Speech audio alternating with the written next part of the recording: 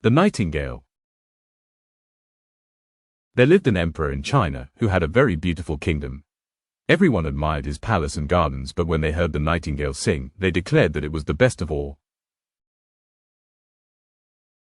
When the emperor heard about the nightingale, he sent his men to bring it for him. When he heard it sing, tears came to his eyes.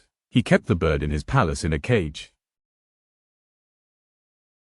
One day, the king of Japan sent a beautiful artificial nightingale.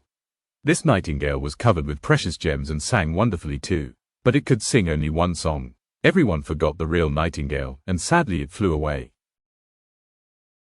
Then, one day, the artificial bird broke its spring and could not sing any longer.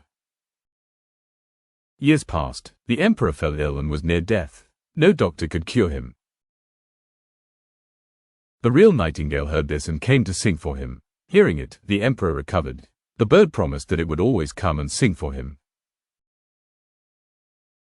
Moral of the story: what is real is more valuable than what is artificial. Follow our story journey. Stories teach kindness and love.